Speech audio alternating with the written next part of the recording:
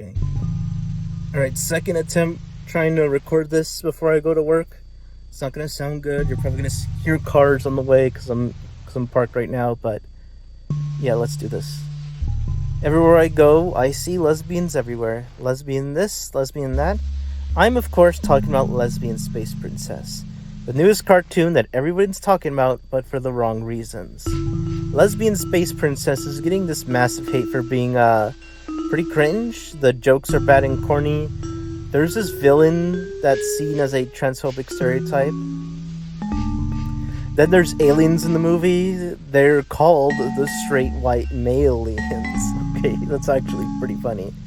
No, I said something in this movie is funny. My opinions, they're invalidated now. Okay, but yeah, jokes aside, people found out about this movie and did another. And oh boy, a lot of people did not like this. I've seen the trailer and I just thought it was like meh. Like not too bad or offensive, just kind of forgettable. And this is coming from someone who liked a lot of animated shows everybody hated. I like High Guardian Spice. The story's not that great, but the character designs are really good, and I like some of the animation here and there. Magical Girl Friendship Squad has a vibe that I kind of appreciate. It's like, if you accept it as so bad it's good, then you can get a lot more enjoyment out of it. And there are some very good, unironically good parts, like their music choices are fantastic. And did you know that Magical Girl Transformation was done by Hacker X? Yeah, the nozzle guy, he made that. It looks really good. And Velma has some pretty good characterization. Yeah, I don't like Velma. But Lesbian Space Princess, I'm gonna be real with you, I don't care about this. But I don't get why the fandoms are teaming up to hate on this show. Like, I don't like that a lot of people see being in a fandom as part of a personality. I know that's been a thing for a while, but it's just really worse now, and it's so cringe. Like, what even is this? So I'm not gonna watch this movie. I'm just here to say, what the fuck are we even doing? Why in this nightmare world where rights are being taken away, there's cameras everywhere around their streets watching us all the time, and our planet is melting as we speak. Why are we going to waste our time with this insignificant piece of work? It's like, there's nothing to it. It's just boring. Some people may like it, some don't. Why are we wasting our energy on this? Oh, but the villain is transphobic stereotype. Look at her, that's so wrong. Okay, well, one, that's most likely a drag queen. Second, even if it was true, I've seen way worse. You guys remember that Simpson episode where they made Selma a TERF? Or how about the actual literal trans villain in Ace Ventura? Did you guys forget the Emilia Perez movie a year ago? Because, oh my god, talk about horrible trans representation in our modern times. At the same time, I do get why this leaves a bad taste. I mean, we still don't have any good transgender representation on animated TV, and most of them were absolutely butchered because of the current administration, you know, affecting a lot of trans and non-binary people. It really sucks here. But, like, let's be real here. Nobody is doing the whole fandom team-up thing because of the transphobia. It's because they want to clown on things, because social media rewards negativity over everything. And I just don't get it. Why this movie in particular? Why? Did it kill all of your dogs or something? Why get rallied up over a pretty mediocre movie? It's the same shit with High Guardian Spice. Like, yeah, I know the story wasn't that great and some of the jokes were, you know, pretty corny. But it's like, it's so boring. It's like inoffensive. It's not that bad as everyone's making out to be. And hot take, Caraway and Snapdragon are probably going to be one of the few good transgender representations we have in animation. No, you are not ready for that information yet. I have a conspiracy theory. I think every cartoon controversy is not real. Nobody actually got pissed at High Guardian Spice or Velma. If anything, they were like, wow, this sucks, and moved on with their day. Nobody actually hated Gameoverse or Plantronica for being Gooner slop. That's not to say there were complaints of that. Most people said it either kept it to themselves or made it less serious. But then the content creators, they need to make money because they don't want to work a 9 to 5, which, like, fair? But they magnify these vocal minorities to make it way worse than it needed to be. Because they don't care about accountability and criticism. They care about money. They care about ad revenue. If they can't get either of those things, then getting attention is good enough for them. Another thing I've noticed is that a lot of the projects getting massive amounts of hates are in fact queer-related. Stuff like boyfriends, Q4's, High Guarding Spice, and now this.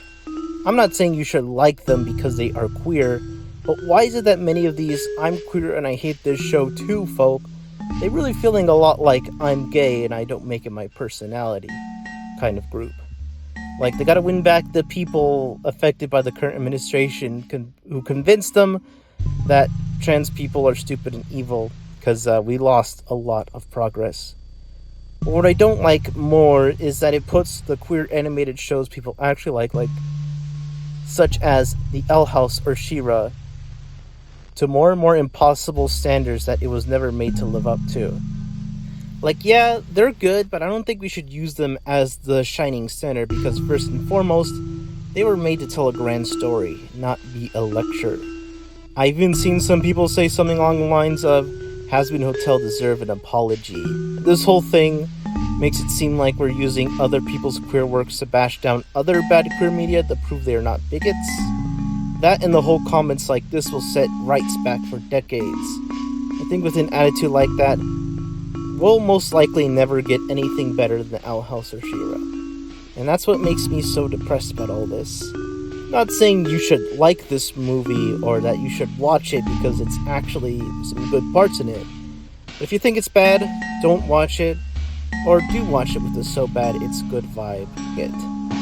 And don't make a video saying this takes queer rights back in decades, because you are the reason why we have J.K. Rowling harassing a lot of trans people, why Disney removed all their trans episodes, and why Amelia Perez sucks.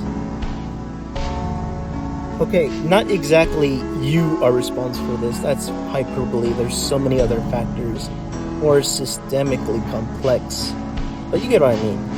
Normal video soonish. I'll end this with a quote from Lily Simpson's Q-Force review that sums up how I feel about this and what I want to see in the future for queer media. Another good recommendation is Sarah Z's Sacrificial Trash. You know, it relates to all of this, so you should watch it. But yeah, I'm Killsweet, and let's see what the next video brings us. Despite all those facts, none of this means that Q-Force should have failed.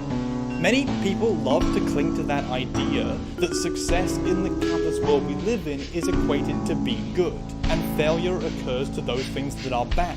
But that's just the meritocratic dream that we like to cling to, because it means that we get to ignore the reality wherein many bad shows go on for ages and many good shows get cancelled despite their artistic measures. Just because Q-Force was bad by the metrics that I'm using does not mean it deserved to only have one season. What I want to say here is actually something that kept coming back to me when I thought about Q-Force and failure, and the real queer disaster at the heart of all of this. And that's that we queer people deserve to have shit TV plastered with our faces too.